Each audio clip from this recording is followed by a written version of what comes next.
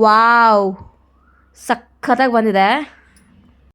Hi friends, welcome back to my YouTube channel. ನಾನಿವತ್ತು ಬಿರಿಯಾನಿ ಮಾಡ್ತಾ ಇದ್ದೇನೆ. ಸೊ ಬಿರಿಯಾನಿ ಅಂದರೆ ಯಾವ ಥರ ಬಿರಿಯಾನಿ?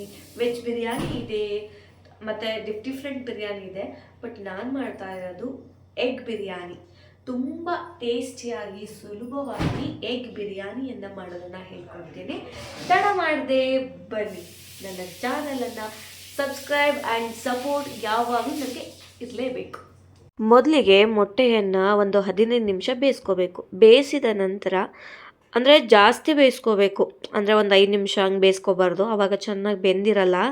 ಒಂದು 15 ನಿಮಿಷನಾದರೂ ನಾವು ಸ್ಟೀಮ್ ಮಾಡಿದ್ವಿ ಬಿಸಿನೀರಲ್ಲಿ, ಅಂದರೆ ಗ್ಯಾಸ್ ಹಚ್ಚಿ ನಾವು ಮಾಡಿದ್ವಿ ಅಂದರೆ ಸಖತ್ತಾಗಿ ಚೆನ್ನಾಗಿ ಬೆಂದಿರುತ್ತೆ. ನಾನು ಚೆಂದಾಗಿ ಬೇಯಿಸ್ಬಿಟ್ಟು ಇವಾಗ ಅದನ್ನು ಸಿಪ್ಪೆ ತೆಗಿತಾ ಇದ್ದೇನೆ. ತುಂಬ ಅಂದರೆ ನಾವು ಎಷ್ಟು ಎಗ್ ಬಿರಿಯಾನಿಗೆ ಮಾಡ್ತೇವೋ ಅದ್ರ ತಕ್ಕಷ್ಟು ನಾವು ಎಗ್ಗನ್ನು ಬೇಯಿಸ್ಬೇಕು, ಆವಾಗ ಚೆನ್ನಾಗಿರುತ್ತೆ. ಈಗ ಮೊಟ್ಟೆಯನ್ನು ಬೇಯಿಸಿ ಇಟ್ಟಿದ್ದೀನಿ. ಸೊ ಇದಕ್ಕೆ ಎಗ್ ಬಿರಿಯಾನಿಗೆ ಬೇಕಾಗಿರ್ತಂತಹ ಐಟಮ್ಸನ್ನು ನಿಮಗೆ ತೋರಿಸ್ತೇನೆ ಇವಾಗ. ಅದಕ್ಕಿಂತ ಮುಂಚೆ ಮೊಟ್ಟೆಗೆ ಸ್ವಲ್ಪ ಖಾರ ಪುಡಿ ಉಪ್ಪು ಹಾಕಿ ಚೆನ್ನಾಗಿ ಇದು ಮಿಕ್ಸ್ ಮಾಡಬೇಕು. ಆವಾಗ ಎಗ್ಗಲ್ಲಿ ಸ್ವಲ್ಪ ಮಸಾಲ ಐಟಮ್ಸು ಆಗಿರೋದ್ರಿಂದ ಎಗ್ ಬಿರಿಯಾನಿ ಸಖತ್ತಾಗುತ್ತೆ. ನಾನು ಸ್ವಲ್ಪ ಯಾವಾಗ ಮಾಡೋದಾದರೆ ಇದೇ ಥರನೇ ನಾನು ಮಾಡ್ತೇನೆ, ನೀವು ಕೂಡ ಹಾಗೆ ಫಾಲೋ ಮಾಡಿ. ನಂತರ ಒಂದು ಮಿಕ್ಸಿ ಜಾರಲ್ಲಿ ಮೆಣಸಿನ್ಕಾಳು, ಹಸಿಶುಂಠಿ, ಬೆಳ್ಳುಳ್ಳಿ ಪೇಸ್ಟು, ಆಮೇಲೆ ಚಕ್ಕೆ, ಆಮೇಲೆ ಕೊತ್ತಂಬರಿ, ಪುದೀನ, ಆಮೇಲೆ ಮೆಣಸಿನ್ಕಾಯಿ ಅಂದರೆ ಹಸಿಮೆಣಸಿನ್ಕಾಯಿ, ಇವೆಲ್ಲ ಹಾಕಿಬಿಟ್ಟು ನಾವು ಮಿಕ್ಸಿ ಮಾಡಬೇಕು. ಓಕೆನಾ? ಇವೆಲ್ಲ ಹಾಕಿ ಚೆಂದಾಗಿ ನಾವು ಮಿಕ್ಸಿ ಮಾಡಬೇಕು. ಮಿಕ್ಸಿ ಯಾವ ಥರಪ್ಪ ಅಂದರೆ ಫುಲ್ ಚೆಂದಾಗಿ ನುರಿಬೇಕು, ಸುಮ್ಮನೆ. ಆಮೇಲೆ ತರೆ ಕಾಣಿಸ್ಬಾರ್ದು, ಅದರಲ್ಲಿ ಚೆನ್ನಾಗಿ ಬೆಂದಿಲ್ದಿರೋ ಥರ ಕಾಣಿಸ್ಬಾರ್ದು, ಚೆನ್ನಾಗಿ ನುರಿಬೇಕು. ಸ್ಟಾರ್ಟಿಂಗು ನಾವು ನೀರು ಹಾಕ್ಯಂಡು ಮಿಕ್ಸಿ ಮಾಡಬಾರ್ದು, ಆವಾಗ ಬೇಗ ಅಂದರೆ ಚೆಂದಾಗಿ ನುರಿಯಲ್ಲ ಅದು. ಸ್ವಲ್ಪ ಆಮೇಲೆ ಮಾಡಿದ ಮೇಲೆ ಮತ್ತೆ ಸ್ವಲ್ಪ ನೀರು ಹಾಕ್ಕೊಂಡು ಆಮೇಲೆ ಮತ್ತೆ ನಾವು ಮಾಡಬೇಕಾಗತ್ತೆ. ನೋಡಿ, ಅದಕ್ಕೆ ಸ್ವಲ್ಪ ಅರಿಶಿನ ಹಾಕ್ಕೊಂಡಿದ್ದೀನಿ. ಆಮೇಲೆ ಮನೆಯಲ್ಲಿ ಮಾಡಿರ್ತಕ್ಕಂತಹ ಸಾಂಬಾರು ಪೌಡರ್ ಇರುತ್ತಲ್ಲ, ಸೊ ಅದನ್ನು ಕೂಡ ಮಿಕ್ಸ್ ಮಾಡ್ತೇನೆ, ಆವಾಗ ಸ್ವಲ್ಪ ಟೇಸ್ಟ್ ಇನ್ನೂ ಸ್ವಲ್ಪ ಡಬಲ್ ಆಗುತ್ತೆ. ಆಮೇಲೆ ಬಿರಿಯಾನಿ ಮಸಾಲನೂ ಕೂಡ ನಾನು ಆ್ಯಡ್ ಮಾಡ್ತೇನೆ. ಸೊ ಬಿರಿಯಾನಿ ಮಸಾಲ ಇಲ್ಲ ಅಂದರೆ biryani egg pulao, egg biryani ready ಆಗಲ್ಲ. ಸೊ ಅದಕ್ಕೋಸ್ಕರ ನಾನು ಇದನ್ನು ಸ್ವಲ್ಪ ಚೆಂದ ನುರಿದ ಮೇಲೆ ಮತ್ತೆ ಅದನ್ನು ಹಾಕ್ಕೊಂಡು ನಾನು ಮಿಕ್ಸಿ ಮಾಡ್ತೇನೆ, ಆವಾಗ ಏನಾಗುತ್ತೆ ಟೇಸ್ಟ್ ಸಖತ್ತಾಗಿ ಬರುತ್ತೆ. ಇವಾಗ ಇಷ್ಟೆಲ್ಲ ರೆಡಿ ಮಾಡ್ಕೊಂಡು ಇಟ್ಕೊಂಡಿದ್ದೀವಿ. ಈಗ ಒಂದು ಇದನ್ನಿಟ್ಟು ಕುಕ್ಕರನ್ನು ಇಟ್ಟು ಇದಕ್ಕೆ ಎಣ್ಣೆಯನ್ನು ಹಾಕಬೇಕು. ಚೆಂದ ಒಳ್ಳೆ ಎಣ್ಣೆಯನ್ನು ತೊಗೊಂಡು ಹಾಕಬೇಕು. ಸೊ ಇದು ಎಣ್ಣೆ ಹಾಕ್ತೇನೆ. ಎಷ್ಟು ಹಾಕಬೇಕೋ ಅಷ್ಟನ್ನೇ ಹಾಕಬೇಕು, ಜಾಸ್ತಿ ಹಾಕಿದರೆ ಚೆನ್ನಾಗಾಗಲ್ಲ. ಸಾಕಾಗುತ್ತೆ ಅನಿಸುತ್ತೆ ಎಣ್ಣೆ. ಆಯಿತು, ವೆಯ್ಟ್. ಇವಾಗ ಎಣ್ಣೆ ಹಾಕಿ ಆಯಿತು. ನಂತರ ಈರುಳ್ಳಿ ಇರುತ್ತಲ್ವಾ, ಸೊ ಈರುಳ್ಳಿಗಿಂತ ಮುಂಚೆ ಇದನ್ನು ಸ್ವಲ್ಪ ಹಾಕಬೇಕು. ಪಲಾವ್ ಎಲೆ ಹಾಕಿ ಲವಂಗ, ಚಕ್ಕೆ ಇವೆಲ್ಲ ಹಾಕಬೇಕು. ಸ್ವಲ್ಪ ಹಾಕಿ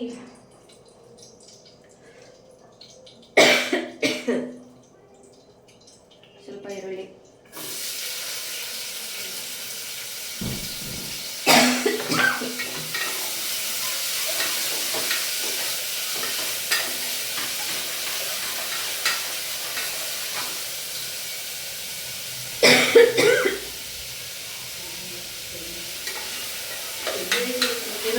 ಚೆಂದ ಫ್ರೈ ಮಾಡಬೇಕು.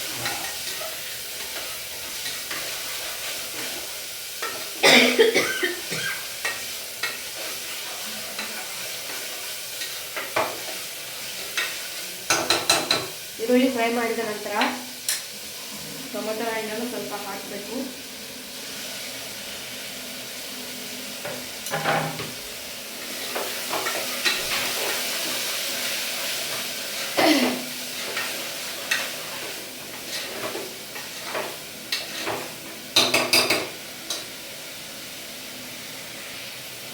ಈಗ ಚಂದ ಸ್ವಲ್ಪ ಫ್ರೈ ಆಗಿದೆ. ಫ್ರೈ ಆದ ನಂತರ ಸ್ವಲ್ಪ ಇದು ಒಂದು ಚಿಟಿಕೆ ಅಷ್ಟು ಹಾಕ್ತೇನೆ ಅರ್ಶಿನ.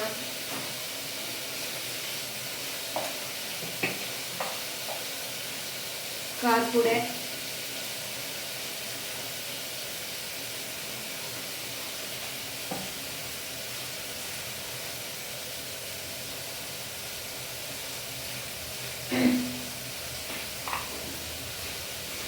ಇಷ್ಟು ಹಾಕಿ ಚೆನ್ನಾಗಿ ಫ್ರೈ ಮಾಡಬೇಕು. ಮತ್ತೆ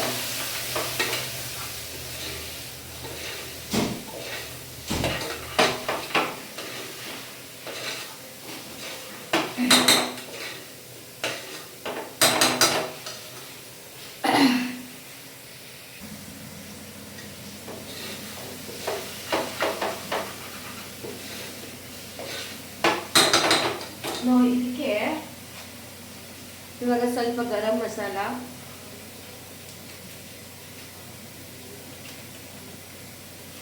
ಸ್ವಲ್ಪ ಎಗ್ ಮಸಾಲ,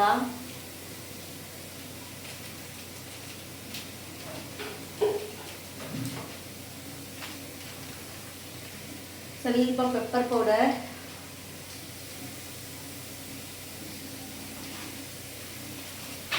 ನೆಕ್ಸ್ಟ್ ಬಿರಿಯಾನಿ ಮಸಾಲ,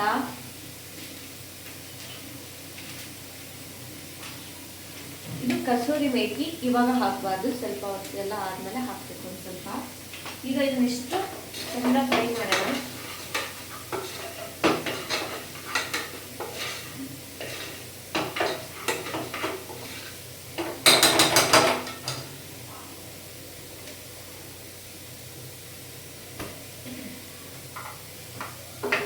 ನೋಡಿ ತುರಿದಿಟ್ಕೊಂಡಿದ್ನಲ್ಲ, ಸೊ ಇದನ್ನ ಹಾಕ್ತೇನೆ.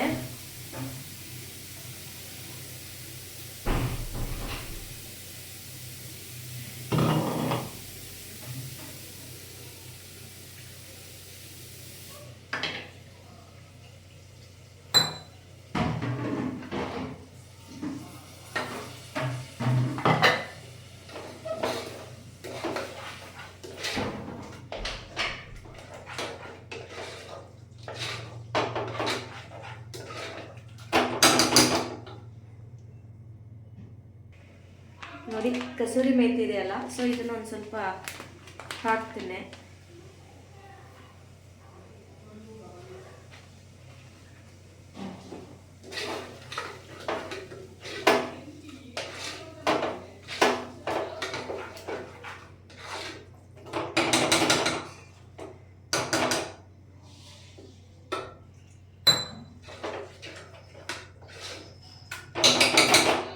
ಬನ್ನಿ ತೋರಿಸ್ತೀನಿ.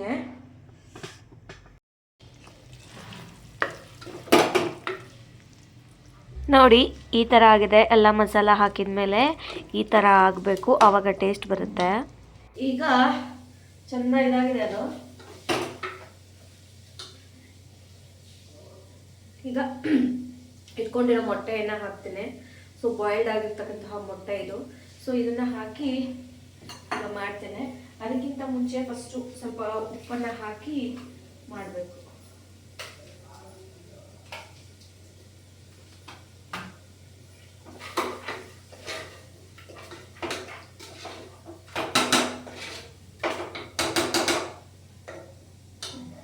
ಈಗ ಮೊಟ್ಟೆ ಹಾಕ್ತೇನೆ, ಸಖತ್ತಾಗಿರುತ್ತೆ ನೋಡಿ.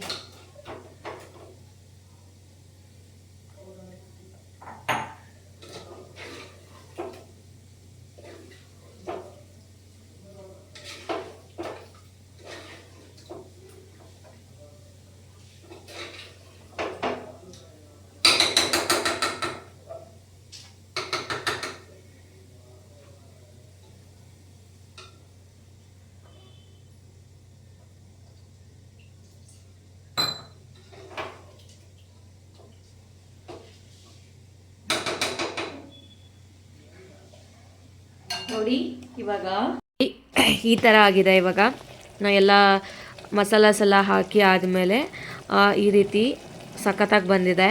ಇದನ್ನು ನೆಕ್ಸ್ಟು ಏನು ಮಾಡಬೇಕಪ್ಪ ಅಂದರೆ, ಇದಾದ ನಂತರ ಏನು ಮಾಡಬೇಕು ಪ್ರೋಸೆಸನ್ನು ಹೇಳ್ಕೊಡ್ತೀನಿ ಬನ್ನಿ. ಈಗ ಅಕ್ಕಿಯನ್ನು ಚೆನ್ನಾಗಿ ತೊಳಿಬೇಕು. ಸೊ ತೊಳೆಯೋದಕ್ಕೆ ನೀರು ಇಟ್ಕೊಂಡ್ವಿ. ಈಗ ಅಕ್ಕಿಯನ್ನು ಹಾಕಬೇಕು. ಅಂದರೆ ನೀರು ಹಾಕಿದ ಮೇಲೆ ಅಕ್ಕಿ ಹಾಕಬಾರ್ದು. ಅಕ್ಕಿ ಫಸ್ಟು ಹಾಕಬೇಕು. ಆಮೇಲೆ ನಾನು ಸೋನಾ ಮಸೂರಿ ಅಕ್ಕಿ ಮತ್ತು ಮಾಮೂಲಿ ಅಕ್ಕಿ ಎರಡನ್ನೂ ಮಿಕ್ಸ್ ಮಾಡಿ ನಾನು ಹಾಕಿದ್ದೇನೆ. ಬರೀ ಸೋನಾ ಮಸೂರಿ ಅಕ್ಕಿಯನ್ನು ತಿನ್ನೋಕ್ಕಾಗಲ್ಲ ನಮಗೆ. ಸೊ ಹಾಗಾಗಿ ಎರಡನ್ನು ಮಿಕ್ಸ್ ಮಾಡಿದರೆ ಸ್ವಲ್ಪ ನಮಗೆ ಬಿರಿಯಾನಿ ಥರ ಟೇಸ್ಟ್ ಕೊಡುತ್ತೆ. ಹಾಗಾಗಿ ನಾನು ಎರಡನ್ನು ಮಿಕ್ಸ್ ಮಾಡಿ ಅಕ್ಕಿಯನ್ನು ಹಾಕ್ತೇನೆ. ನೀರನ್ನು ಹಾಕಿ ಅಕ್ಕಿ ಹಾಕಿದರೆ ಏನು ಡಿಫ್ರೆನ್ಸ್ ಅಂದರೆ ಉದ್ರ ಭದ್ರ ಬರೋಲ್ಲ, ಆಮೇಲೆ ಹೋಟೆಲ್ ಸ್ಟೈಲ್ ರುಚಿ ಬರೋಲ್ಲ. ಅದಕ್ಕೋಸ್ಕರ ನಾನು ಎಲ್ಲ ಮಸಾಲ ಹಾಕಿದ ನಂತರ ಅಕ್ಕಿಯನ್ನು ಹಾಕಿ ಆಮೇಲೆ ನಾನು ನೀರನ್ನು ಹಾಕ್ತೇನೆ. ಆವಾಗ ಟೇಸ್ಟು ಸಖತ್ತಾಗಿ ಬರುತ್ತೆ. ಹೋಟೆಲ್ ಸ್ಟೈಲ್ ರುಚಿ ಕೂಡ ಬರುತ್ತೆ ಅಂತಲೇ ಹೇಳ್ಬೋದು. ಇವಾಗ ನೋಡಿ ಈ ಥರ ಹಾಕಿದೆ. ಇದು ಹಾಕಿದ ನಂತರ ಇವಾಗ ನೀರನ್ನು ಹಾಕಬೇಕು. ಅಂದರೆ 1 ಪಾವಿಗೆ 2 ಕಪ್ ನೀರು ಹಾಕಬೇಕು. ಸೊ ನಾನು 1.5 ಪಾವು ಹಂಗೆ ಇವಾಗ ಇಟ್ಟಿದ್ದೀವಿ ಅಂದರೆ ಒಂದು 3 ಕಪ್ ಆದರೂ ಹಾಕಬೇಕು. ಆಮೇಲೆ ನಾವು ಇದನ್ನು ಮಾಡ್ತೀವಲ್ಲ ಆಮೇಲೆ ಇದೆಲ್ಲ ಮಾಡ್ಕೊಳ್ತೇವಲ್ವ, ಸೊ ಅದಕ್ಕೋಸ್ಕರ ಜಾಸ್ತಿ ನೀರು ಹಾಕಬಾರ್ದು. ನಾವು ಟೇಸ್ಟ್ ಇದು ಮಾಡ್ತಾ ಸ್ವಲ್ಪ ನೀರು ಹಾಕ್ತಾನೆ ಇರ್ತೀವಿ. ಹಾಗಾಗಿ ಜಾಸ್ತಿ ನೀರನ್ನು ಹಾಕಬಾರ್ದು. ಎಷ್ಟು ಅಳತೆ ತಕ್ಕ ಹಾಗೆ ನೀರನ್ನು ಹಾಕಬೇಕು. ಜಾಸ್ತಿನೂ ಹಾಕಬಾರ್ದು, ಕಮ್ಮಿನೂ ಹಾಕಬಾರ್ದು. ಆವಾಗ ಜಾಸ್ತಿ ಹಾಕಿದೆ ಅಂದರೆ ಉದ್ರ ಭದ್ರ ಬರೋಲ್ಲ, ಆಮೇಲೆ ತೆಳ್ಳಗಾಗುತ್ತೆ, ಆಮೇಲೆ ಬಿರಿಯಾನಿ ಟೇಸ್ಟೇ ಬರೋಲ್ಲ ಅದು. ನೋಡಿ ಎಲ್ಲದೂ ಹಾಕಿ ನಾನು ನಿಮಗೆ ತೋರಿಸ್ತೇನೆ. ಎಗ್ ಕಲರು ಕೂಡ ಚೇಂಜ್ ಆಗಿದೆ. ಅಕ್ಕಿ ಆಮೇಲೆ ಇವಾಗ ನಾವು ಮಾಮೂಲಿ ಪಲಾವ್ ಮಾಡೋ ಕಲರೇ ಚೇಂಜ್ ಆಗುತ್ತೆ. ಎಗ್ ಬಿರಿಯಾನಿ ಕಲರೇ ಚೇಂಜ್ ಆಗುತ್ತೆ. ಸೊ ತುಂಬ ಸಿಂಪಲ್ ಇರುತ್ತೆ. ನಾನು ಅಷ್ಟು ಟಫಾಗಿ ಹೇಳ್ಕೊಟ್ಟಿಲ್ಲ. ತುಂಬ ಈಸಿಯಾಗಿ ಮಾಡ್ಬೋದು. ನಂತರ ಏನು ಮಾಡ್ತೇನೆ ಬನ್ನಿ.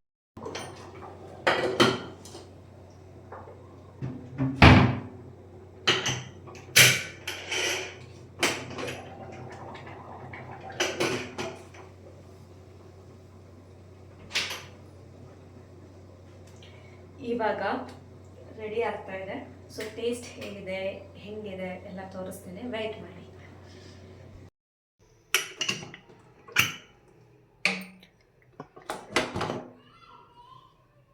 ವಾವ್, ಸಖತ್ತಾಗಿ ಬಂದಿದೆ.